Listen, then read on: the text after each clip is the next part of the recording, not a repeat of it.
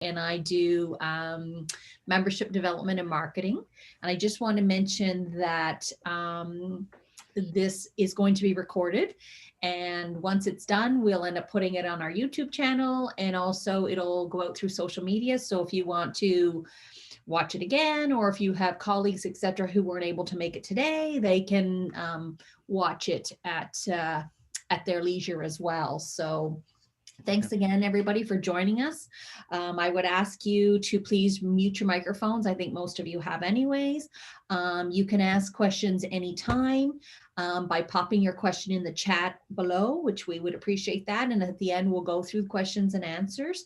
Today's webinar is on employee financial wellness, why it matters, and what you can do. And it's presented by Larry Crandall and Chris McDougall of Grant Thornton. And I'll give you a little bit of information on Chris and Larry. So Larry Crandall is a licensed insolvency trustee with Grant Thornton.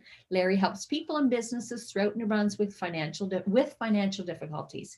He's also a member of the Law Society of New Brunswick and teaches bankruptcy and receivership law at the University of New Brunswick's Law School. Chris McDougall is a tax manager with Grant Thornton. Chris holds a CPA designation, along with being a graduate of the UMB's Bachelor of Business Administration program. Chris focuses on assisting clients with both corporate and personal domestic tax planning and compliance. Please welcome both of you, and we look forward to learning lots from you both today. Thank you very much. And I'm going to share my screen. Maybe somebody can confirm that you can see we can. It looks lovely. Wonderful. Good. And what I'll do, Chris, maybe you can just let me, I'll start off, and then when you're going through your material, maybe just let me know it's okay to move the slide ahead. For sure. So by the way, I love this image, and I've just recently learned that when you go into PowerPoint, you can search online images. So when you search Fredericton, I was really happy to see this. What a great photo. So thank you very much for the brief introduction. And if you see my face on video, you might see that I'm looking here and looking here. It's just because we have a two monitor setup. So thank you very much for the brief introduction. So again, my name's Larry, and I know the slide says Christopher, but obviously Chris prefers Chris as opposed to Christopher. And I always like to, I've noticed when I was putting this slide together that I think Grant Thornton has changed how we take our photos. And Chris, I like yours way more than mine, and I might have to get mine redone. So a few things that we're going to talk about today, keeping in mind the sort of shortness of our time together. The first is just a brief introduction to Grant Thornton. The second is a review, an overview of the financial landscape of Canada. The third is how financial difficulty impacts employees, and also how does that impact the workplace and the employer. We're going to talk about options for those who are insolvent. And then finally, we've left time at the end for questions. But I always find that sessions like this work so much better. If you have a question, please feel free just to raise that question as you have it. And one thing I've learned is some programs have a functionality to put your hand up. There's about a 99% chance if you do that, I will not notice. So please just feel free, come off mute and ask whatever question that you may have. So just a little bit about Grant Thornton. You know, we are very proud to have an office in Fredericton, very proud of our team there. In fact, our managing partner for all of New Brunswick is headquartered out of our Fredericton office. And we provide just a variety of professional advisory services out of our Fredericton location. You can see some details here. We are happy to be part of the business community in Fredericton. And we have offices not just in Fredericton, but also offices throughout New Brunswick. And we like to position ourselves as being local practitioners, part of the community, because we are. But I'm also very proud of the fact that as issues arise, when we encounter unique scenarios, we have the advantage of having a fairly large and strong bench of practitioners across Canada. So as we encounter a particular unique situation, we have local people and national strength. And we're very proud of that. Okay. And with that, I think I'll pass the slides over to Chris. Perfect. I'll move forward. Thanks, Larry. So financial landscape within Canada currently for individuals. Currently, Canadians are carrying a massive amount of household debt. As you can see from the figures below, Canadian household debt ratio has skyrocketed over the past 40 years, going from around 66% up to in Q3 2020 being 170.7%. And maybe I hope you're okay if I didn't ask Chris if I could do this before I'm going to do this. But Jump maybe in anytime. Yeah, maybe I will pepper in a few points.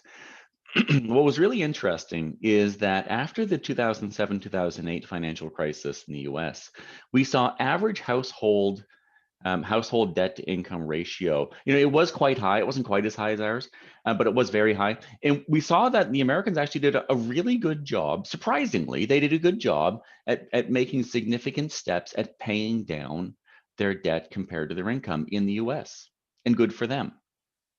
I wish I could say the same thing about Canadians, but we can't.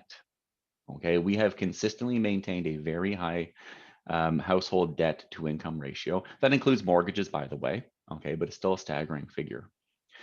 And we did see throughout 2020, we did see that number did dip.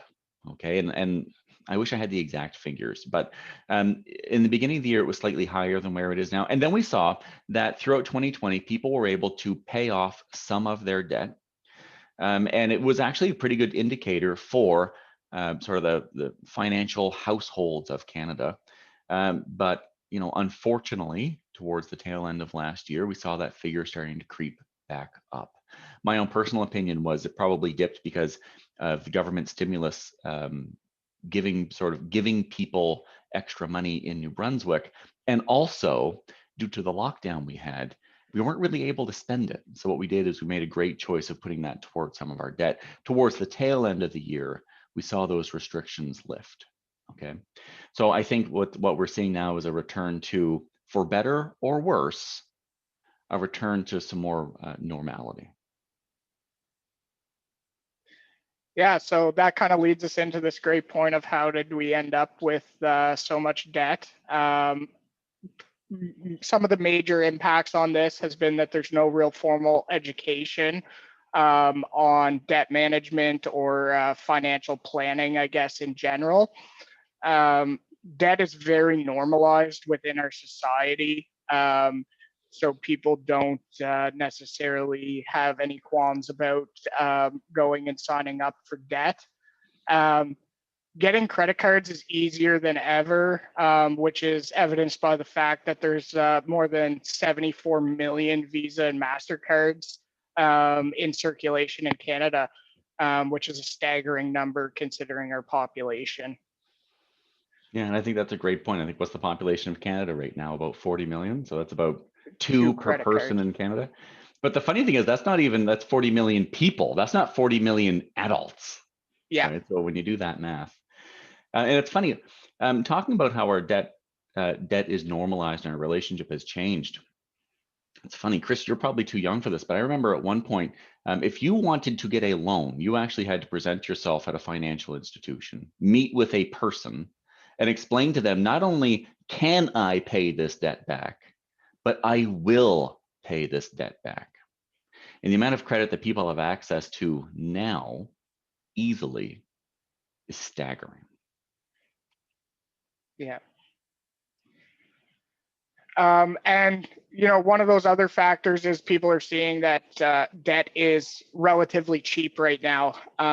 You can see the 1980 number of 12.89% versus 2.25% currently, which I'm sure Larry can say could be a potential issue, especially with the current way the market's going and potential for inflation coming forward, which would drive up those interest rates. So as Larry said, there has been some decline in debt, but it is starting to rise again, which could potentially create some problems for individuals when those interest rates do begin to rise, or if they do over the next several years. Yeah, and I think that's a great point, Chris. We will see, this isn't speculation, this is math.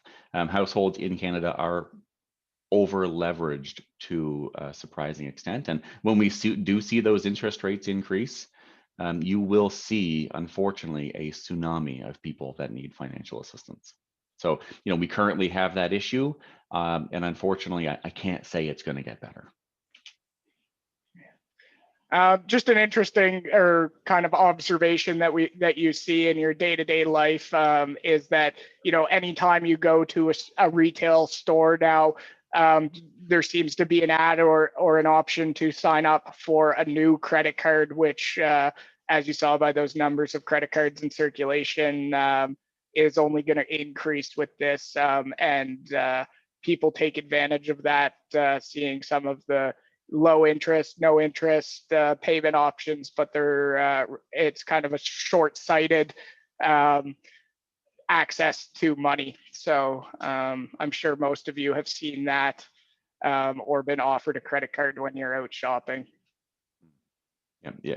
How many times have you gone to a cashier to buy a pack of batteries and they'll offer you a $2,000 credit card on the spot? It's quite it's quite the thing. So a little bit of history of insolvency or numbers in Canada. In 1987, there were approximately 33,000 insolvencies based on a population at that time of 26.5 million people. In 2019, there was 137,000 insolvencies, and the population only increased by 10.5 million people, which is a staggering number. So you'll see insolvencies have increased 400% since 1987, with only a roughly 40% population increase. And just for a little display so that you can visualize that, the growth in insolvency and actually the amount that people have for debt when filing insolvency has increased substantially from, just below 40,000 up to just below 140,000 based on the insolvency in Canada. Yeah, and these figures come from the Office of the Superintendent of Bankruptcy. And what I would like to point out is these are adjusted dollars. So we're not comparing 1988 dollars to 2019 dollars. These are constant dollars. So when we go back to, our relationship with debt has changed. Boy, this graph really tells a story.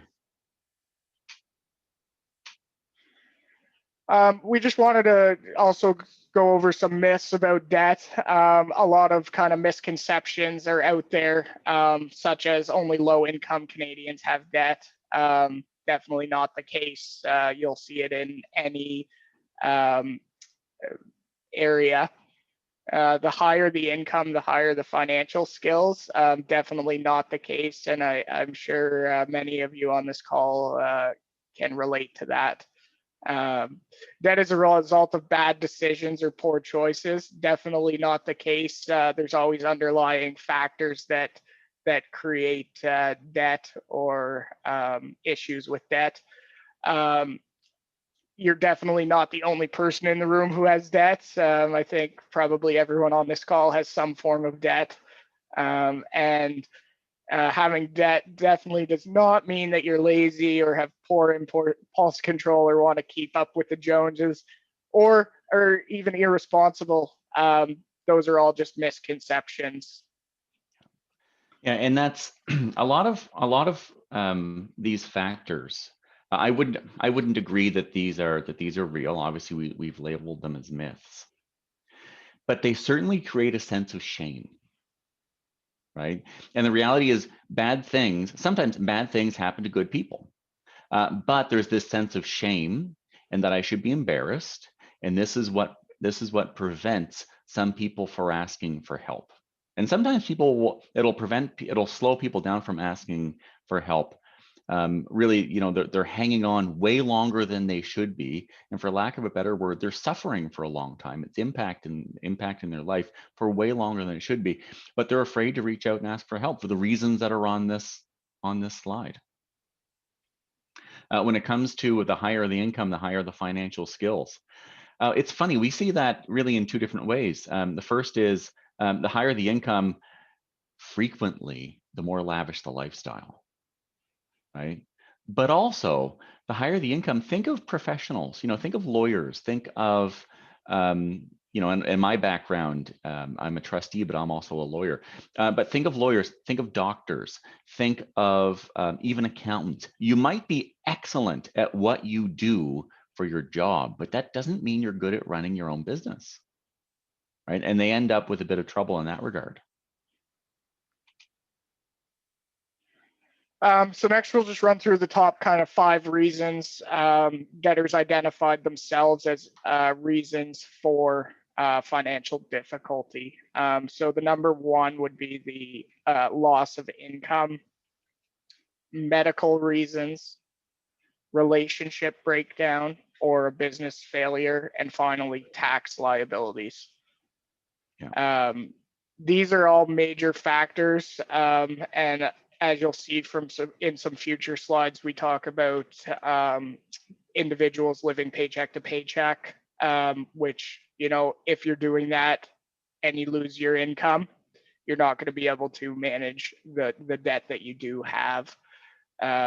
Medical reasons is a huge one as well. You just never know when something's going to come up, and you're going to, that probably also relates a lot to the loss of income if you have medical come up as well.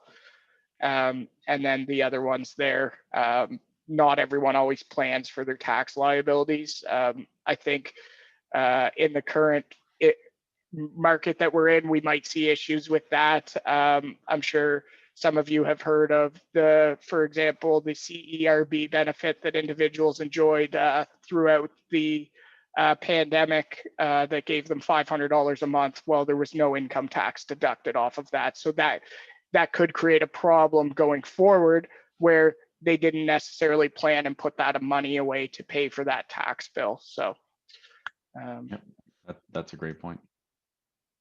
Okay.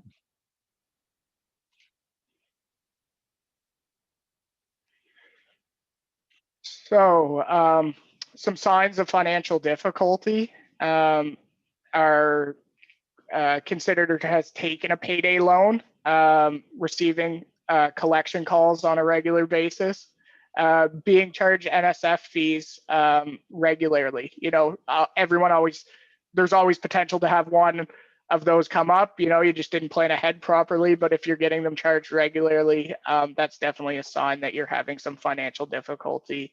You just can't get ahead on your bills or account balances. You seem to have one crisis after another, feeling overwhelmed. If you're in overdraft every month, you're taking from one area to pay another area, or as we refer to, robbing Peter to pay Paul. Also looking for overtime or extra shifts or an extra job to pay those bills. Fights with spouse or partner about money. Presenteeism or absenteeism can definitely be indicators that you're having financial difficulty, and seeking out a quick fix. So, you know, you might look to sell something just to cover off that last bill of the month. Yeah, and maybe I'll just make a comment. So that's great, Chris. I would probably make a comment about the second to last one. I was going through these slides with my better half, and she said, "What is presenteeism?" So absenteeism, we know what that is, but presenteeism is the opposite. That's when you're going to work when really you shouldn't be. If you're sick, you shouldn't be at work, particularly in 2020 and 2021. If you're sick, you should not leave the house. But presenteeism is when people have to. Okay? I can't stay home because I can't miss work. I can't afford it. And some people have fairly robust sick day packages and some flexibilities, and that's great. And some people don't. So they're going to work even when they shouldn't be. Yeah, great point. So some facts about employee debt. 61% of employees cited finances as their #1 stressor.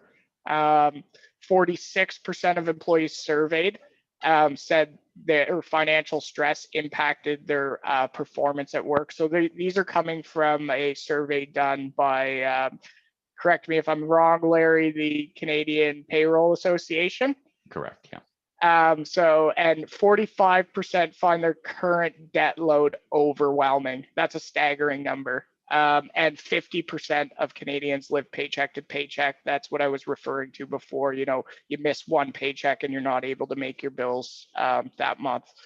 And 48% would find it hard to meet financial obligation if their pay was delayed even just 1 week. Lost productivity due to employee financial stress cost the Canadian economy almost 1.6 billion in 2019, and that's related to some of the factors that we'll talk about in a minute around what the cause of financial stress is on the employee and employer. What's funny, what jumps out to me on this list, a lot of things jump out to me on this list. But the one that probably jumps out the most is where it says 48% would find it hard to meet their obligations if their pay was delayed 1 week. And what really sticks out to me is the word delayed. Because we're not saying if they missed a week's pay. We're not saying if they never got it. We're saying if it was late, they would find it, they would have difficulty meeting their financial obligations. So that really tells the tale of how little of an emergency reason, how little of an emergency savings plan people have. Okay, how much of a rainy day fund do we have? We really have none. So some of the impacts of employee financial stress can be lateness, absenteeism, stress leaves, higher claims on benefits plans, turnover, decreased morale, avoidable mistakes. And these are all factors, and irritability that you might see in employees that are having financial stress. I would say the higher claims on benefit plans, that relates to people who are stressed with financial stress, definitely have higher medical issues, which we'll see again on the next slide. If you're seeing stress leaves, you might want to just consult with your employees. So 29% of people with high debt stress have experienced anxiety, compared with 4% of the rest of the population. 23% had severe depression, compared to 4%. 51% had muscle tension, including lower back pain, compared with 31% of those with low levels of debt stress. 44% had migraines or other headaches. 6% heart attacks, double the rate of those with low debt stress. And 27% had ulcers or digestive tract problems, compared to with 8% of those with low levels of debt stress. So this just goes to show how stress can impact you physiologically as well as mentally, and the impacts that financial stress can have on individuals. So what can employers do to help? There's lots that employers can do. You can let your people know they are not alone and that help is available, and just being open to listening to the employees would be a big help. Employee assistance programs, I think, are starting to become more common in the workplace, and these definitely have particular services available to help with debt issues. Invite financial advisors into the workplace to discuss financial topics. So just having the employees aware that there is assistance there is such a big help to employees, and being flexible if the employee is taking steps to help resolve debt. Also consider as possible options workplace savings plans can be part of taxable wellness accounts or set up as a standalone account with a current service provider. So these allow employees to have some savings built up with the assistance of employers for issues that arise. And one big one that we probably haven't touched on much is that a lot of financial stress is people worried about retirement savings. So one way to help ease that stress is to set up employee-sponsored retirement plans. Consider automatic enrollment as a feature of it, and or matching employee contributions can also be a big help to your employees. And I think those are all great points, Chris. And I think that the one that really jumps out to me, I mean, a lot of these are a lot of these require financial contributions on the part of the employer. And if the employer can do that, wonderful. If the employer can't, just because of the financial situation of the employer, there's still other things that you can do. You know, letting people know that they're not alone. When we think back to the myths about debt and how that creates a sense of shame. Well, let's just try to fix that. You know, if somebody is taking steps to solve this issue, let's do our best to support them. And probably one of the most important things you can do is just be flexible. Sometimes we will hear from people who are trying to get back on the right path. And it's, well, I can't make that appointment. I cannot miss work. I cannot. And you know, if possible, just be flexible that if someone is trying to take those steps, you know, ultimately it will result in them being more present in the workplace and ultimately a more effective employee for the reasons that we've discussed. So, you know, if there's something you can do, even if it's just being flexible, please take that step. Okay, thank you, Chris. And I'm going to take over the next few slides. And I wanted to go through, I love this image, by the way, because everybody's smiling. But I wanted to go through sort of some options for people who are insolvent. And the reason is, if you have an employee that is going to be seeking out some assistance for their financial situation, it's probably important for the employer to have some sense as to what that might look like. The employer obviously is not going to be providing financial advice, but when they say that they're taking certain steps, it's probably good for you to know what that could be. So we're going to talk about, you know, if you catch the situation early. So when things quote unquote aren't that bad, what can people do? Some of these are obvious, but we're going to go through them anyway. You know, the first is just helping look at their budget, and whether they do that themselves, whether they reach out to a professional. You know, at least most licensed insolvency trustees, we don't charge anybody money just to look at their budget. You know, come on in, we'll give you an appointment for an hour just to look at things. You know, so looking at your budget, dealing with your expenses. If you can increase your income, then do that. Okay, those are all fairly obvious. Other options to consider: refinancing, selling your house, or downsizing. If you don't have that many creditors, can you negotiate with them? 2020 was a year in which we saw that be a very effective strategy because creditors were willing to negotiate with people. If you have a large amount of creditors, that's not an option. Or if you have certain, I'll call them difficult creditors. So creditors that are less likely to negotiate. So for instance, if there's a big tax issue, that might not be a good strategy. And then the last option, I always include this, but I always include it and say, don't do this. The last option is do nothing. Okay, that is very rarely a good option. But, you know, if I have somebody that has no assets and very, very low income, that might be an option because they're effectively judgment proof. But again, that's rarely a good option. Some other options, other than these ones, if they require a little more assistance. There's credit counseling and debt settlement. So that is when you would reach out to a credit counseling company, a debt settlement company, and they will help negotiate with your creditors on your behalf.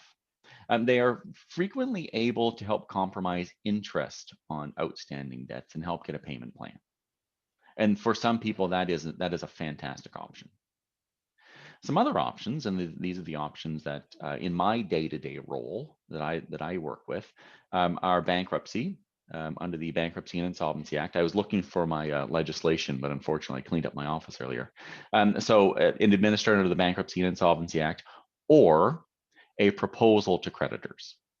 Okay, and we're going to talk a bit about those two options.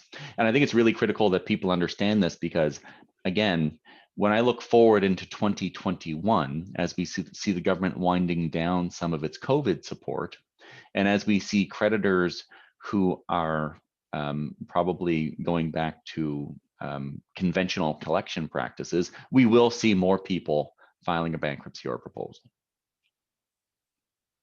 And I love this slide. It says, no, you can't collect. My client sold his personal bankruptcy wiped out all of his debts. I just think it's cute. But let's talk a bit about the purpose of bankruptcy or proposal. What's the purpose of the Bankruptcy and Insolvency Act? So that's federal legislation. And Parliament designed this legislation to help the honest but unfortunate debtor be discharged from their debts. And the law presumes that most people are going to be honest but unfortunate. And as we went through earlier, reasons for people filing a bankruptcy or a proposal, it's loss of income, loss of spouse, and loss of health were the top three. So most people are honest, but just find themselves in difficult circumstances. And if I talk a little bit about bankruptcy, and this is not a crash course, this is just hitting the tips of the waves. Bankruptcy will discharge most debts. So think of credit cards, think of personal loans, think of income taxes. A lot of people are surprised that bankruptcy can wipe out income taxes. And we're going to touch on later, there's a couple of debts that aren't included in bankruptcy, but it wipes out almost everything, including taxes, including other CRA debt. It might, if somebody wants it to, it might help them with what's called secured debt. So a really common question when I do a bankruptcy is, can I keep my house? Can I keep my car? And if you're able to maintain payments on that mortgage or that car loan, the answer is yes. Keep paying your mortgage, keep paying your car loan. Sometimes we will meet people that, in fact, yesterday I was talking with somebody who their house was it was way too much. They had lost a spouse. The house was way too big for them. They've been trying to sell it and they can't. And the conversation was, well, actually, in this instance, I don't really want to keep the house. Can I include that? And the answer was yes. So people have that choice. That's a surprise to people. A lot of people think if I do a bankruptcy, I lose everything. And the reality is that's not the case. Another common question is how long does bankruptcy last? Most people only do a bankruptcy once in their life. And depending on your income, it lasts 9 months or 21 months. And why is it 9 months or 21 months? There's no good reason other than Parliament has said it's 9 months or 21 months. And we'll go through what triggers the 21 months in about 2 minutes. If you've been bankrupt once before, then the process is virtually the same. It's just longer. So instead of 9 months, it's 24 months. Instead of 21 months, 36 months. And about, I would say 15% of bankruptcies that happen are a second time bankruptcy. And your initial reaction might be, oof, why would somebody have to go bankrupt twice? Clearly they're just, they're bad people or they're making bad choices. And maybe there is a small portion of people that do a second bankruptcy that is the case. But again, when we think back to why are people filing a bankruptcy, I can imagine a scenario in which somebody does a bankruptcy because they lost their job, and then 30 years later, they find themselves, their spouse has passed away or they're getting a divorce. So, I always ask that we have an open mind for that. And what does bankruptcy cost is a really common question. Well, your payments are based on your income. This is a number that gets adjusted every year, and it's called the Superintendent's Guidelines on Surplus Income. It used to be called LICO, so it used to be called the Low Income Cutoff. At one point, I'm going back years, it used to be called the poverty line. And this is the number that the federal government has said that you're allowed to earn this much money before you have to start paying more to your creditors. So if I look at a household of one, the limit's $2,243. That goes up every year. It's adjusted for inflation. And anything that exceeds that number, you have to pay half to your creditors. And that's half of your take home, so of your net income. So for instance, if somebody's income is on average $2,700, that exceeds that limit by $500, what would a bankruptcy cost? Half of 500, $250. Now I'll go back. And that payment, once you're over that limit, that's when somebody's bankruptcy is 21 months. If you're under that limit, it's only 9 months. So if your income is, if you're considered to be quote unquote low income, your bankruptcy is shorter. If you're considered to be high income, higher income, then it's longer and you're expected to pay more. And that feels like that makes sense. That feels fair. And as we can see, that number goes up with the number of people in the household up to a maximum of 7. And then another really common question, do I lose my assets if I file for bankruptcy? And again, the answer is no, not normally. However, if there's an asset that you want to keep, so let's say if it's a house, keep paying the mortgage. But if there's a bunch of equity in that house, maybe there's equity of $5,000 in that house. So that's the value minus the mortgage. If there's equity in that house, if you want to keep it, then what happens is the trustee says, if you want to keep the house, that's great. And you've got that asset, it's $5,000 being the equity. Let's set up a repayment term. You know, you'll pay that $5,000 off over a couple of years or whatever works for you. And then the trustee takes that money and uses it to compensate the creditors. So it is actually quite uncommon that somebody actually loses assets when they file for bankruptcy, unless they choose to. And there's also a bunch of assets that are protected by law. So even if you do a bankruptcy, you get to keep these things. And we can see there are certain, and they're called exempt assets, certain assets that are exempt under provincial law, so the laws of New Brunswick, and there's certain assets that are protected by federal legislation. And if we just quickly go through that list, household goods are protected. A motor vehicle, if you use it for work, this is a big change. RRSPs, RIFs, and DPSPs, deferred profit sharing plans, those are all protected by law, completely protected by law. So your retirement will not be impacted by a bankruptcy. And then also if there's a cash surrender value in a life insurance policy, those are probably protected, depending who the beneficiary is. When we look at the federal legislation, the big one is a pension. So, between pensions and other retirement vehicles, between federal and provincial law, the field is covered. Those are all protected. It's kind of cute. I like the fact that provincial law actually goes so far, I didn't include it here, goes so far as to even say, just to be sure, your household pets are protected. Your creditors cannot seize your household pets. Whew, good thing. And then the last slide with our bankruptcy. If there's any fans of The Office, this is a memorable scene. You can't just, Michael, you can't just say bankruptcy. I didn't say it, I declared it. So if you haven't seen that in a while, it's a good episode. So that's bankruptcy. Bankruptcies make up about 40% of all filings for people that need financial assistance. About 40% of them across Canada are doing bankruptcies. And for a lot of people, that is a great option.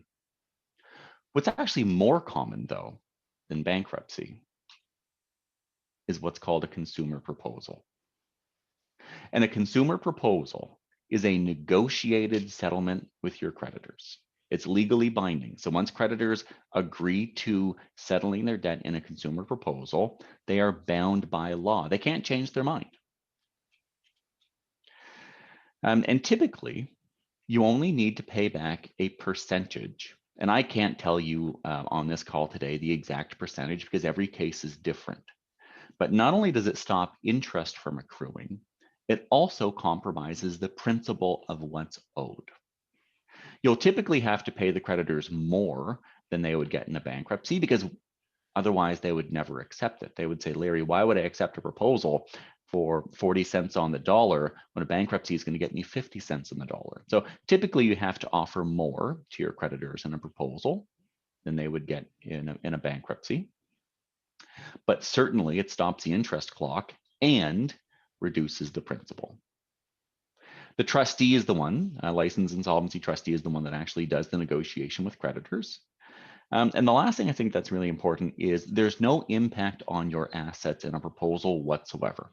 Because again, it's not bankruptcy, it's a negotiated settlement with your creditors. So if you have a little bit of assets or all kinds of assets, a proposal does not impact those.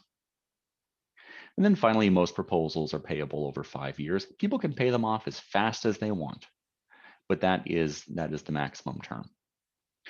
This is a really attractive option for people because it gives you all of the protection of doing a bankruptcy without having to actually do a bankruptcy. So it's more attractive for the individual for that reason. It's more attractive for creditors because again, they're getting more money than they would if you went bankrupt. And I might not get everything I'm owed, but I'd rather get something than nothing. So they're quite open to accepting consumer proposals. So from my perspective as a trustee, the debtor is happy, the person that owes the money, they're happier. The creditor, the one that's getting the money, they're happier. And I always prefer when we have people that are coming to a negotiated settlement as opposed to having to do a bankruptcy.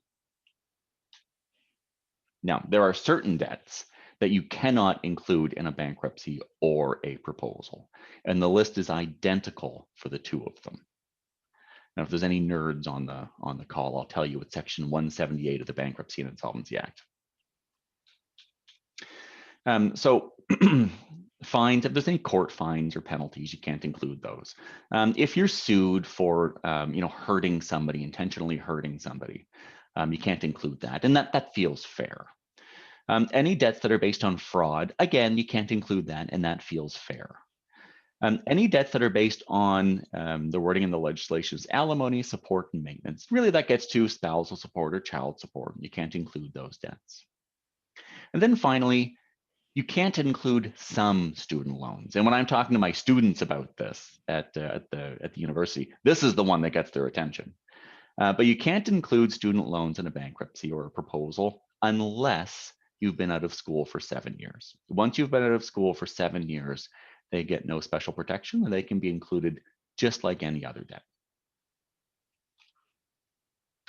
And then the last thing that I'll talk about is that the impact on credit. And the impact on credit between a bankruptcy and a proposal are quite different. So for bankruptcy, for a first-time bankruptcy, it's on your credit report for 7 years after you get your discharge. So if somebody does a bankruptcy, if it's a really simple 9-month bankruptcy, at the end of 9 months, the credit bureau is updated, and then it stays on their credit report for 7 years after that. If it's a second-time bankruptcy, understandably, it's worse, and it's 14 years. And the debts are recorded as a 9, depending on whether it's revolving or installment credit, R9 or I9. And that 9 for a payment history just means that that's the bottom of the payment history, and it means the debt has been wiped out or it's just uncollectible. For proposals, they're on your credit report for 3 years from the date that you finish your proposal. So again, if a proposal, the maximum's 5 years, and they can take it, it's on the credit report for another 3 years after that, but they can pay it off as fast as they want. And most people do pay it off sooner. I think the average is about 3.5 years for people to pay off a proposal. The debts are recorded as a 7, so it's marginally better than a bankruptcy. And a 7 just means, we came to a negotiated settlement. It's not what we originally agreed, but it was an agreement. And again, if they pay off their proposal faster, it's just better for their credit. I'll highlight, this is, if somebody does this research on the internet, the length that it's on your credit report actually changes by province. And in certain provinces, you'll see it's 6 years in a bankruptcy, not 7. So that is not a typo in New Brunswick. And the last thing I just wanted to talk about was, if we think back to the impact that carrying debt has on our employees and our people, right? We heard about they were distracted, they might be irritable, they might be, they're stressed, they might be coming to work when they shouldn't be coming to work. They might be missing work when they should be at work, just with everything that's going on in their own personal life. So just imagine if they were to take advantage of one of the options that we've discussed. If it's not that bad, they've got all kinds of great options to help with their budget. If they need a little more assistance, there's options that exist for them. And just imagine if we took that same employee that had a cloud over their head, and then they could reemerge debt-free. We would see, we saw the impact on the physiology of the human body from debt stress. Imagine if that was gone. And they were working to sort of rebuild their finances and focus on their financial future. We would take maybe, let's call it a troubled employee or someone that was having sort of personal difficulties, and just have them fully present, fully focused on the workplace and on doing a fantastic job. So, it's for that reason that I wanted us to have this discussion today. And it's for that reason, if I think back to what can an employer do, even if it's nothing more than just having a very supportive approach to dealing with the employee, and if they're reaching out for help, helping to point them in the right direction, and also maybe just giving them a capacity to deal with those and having some flexibility. I think ultimately we will see that we will end up better as a result of that exercise. That's the end of our presentation. Subject to any comments, additional comments you might have, Chris. No, I think you did a great job covering that last piece. And I would add just to that, just even being able to listen to employees and point them in the direction, as you said, it is such a big help to individuals dealing with the stress of it. And having an open mind can help them so much. So. Wonderful, thank you. I will point out that, obviously, we are from Grant Thornton, so I can speak for Grant Thornton. If somebody does come our way and they just want to discuss their finances, we don't charge them for that. We don't have a consultation fee. And we also, our consultations they're free and they're confidential with no obligation. And I also don't, my contact information will be on the screen in a second. In fact, right now, if somebody were to send me an email or were to call me, say, listen, I've got an employee, I just want to bend your ear for half an hour, 5 minutes, whatever it is, I'm not going to send you a bill. Okay, as part of our pro bono work, we're quite happy to talk with people. Okay, so before we conclude, is there anything that that we've gone through that has sparked a question in the back of somebody's mind? And I will warn you, I've done some coaching training, and part of the coaching training was it's okay to let the silence hang. And I've done that once. It was funny dealing with some coachees. It was about a solid 5 minutes, the most uncomfortable 5 minutes you could imagine, but they did eventually solicit some conversation. Hi, I'm Jason. Hello. I don't have a question per se, but I definitely found it very interesting. And also, over the years, I've seen many of these things with dealing with clients. So it was really, I found it really, really interesting and really, it's really good information for, once again, not just what we associate with low income, but yeah, the whole spectrum. It was really great presentation. Thanks for sharing. Well, that's great. Thank you very much for the feedback. And yeah, I would echo your point that it certainly isn't just low-income Canadians. certainly they're represented just like everybody else, but the amount of quote unquote professionals that we would help in the run of a year, and we're happy to do it. We're glad to be here. But we help certainly a large number of professionals just as well as lower income people. And of course, I'll stop and I'll highlight, it's not just people, it's businesses. We haven't really focused on that because we've been talking about employee financial wellness, but certainly through our, our accounting practice and a bit of an add-in with our insolvency practitioners, we are happy to help businesses get back on their financial feet as well. So, certainly a call to action if that sparks a conversation point with somebody in the future. Okay. So if there's no other questions, I would say that there might not. Oh, sorry, Christine. I think you were about to say something. I was just going to, before we wrap up, I just want to thank you both. This has been fabulous information. It's great. And I would also say, you know what, if you have colleagues on here that may have confided in you that they're having some difficulties, etc., and they're not on this call today, I would recommend that you share this with them. Because I mean, we work together in a lot of places. There's sometimes people you kind of confide in with that you maybe don't to your fellow, friends that you hang out with, you know what I mean? So I would, yeah, this was great. I mean, I learned lots, and this was perfect. And it's just nice to see that when the times are tough, there's a place you can turn. And you know what, Larry, Chris, you guys did a great job, and thank you so much for that. Just a reminder, this will be up on our YouTube channel, and we're sending it out on social media as well. And we will also tag Grant Thornton as well in that. Wonderful. And yeah, exactly. So, there's something in the chat. Just one second before we, let's just see here. Oh, Lexi says, thank you so much. This was very helpful. And I would echo Lexi's thoughts and comments on that.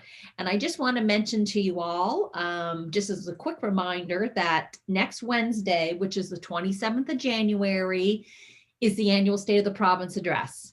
And this year we're doing it virtually. So it's going to start at 2:30 in the afternoon.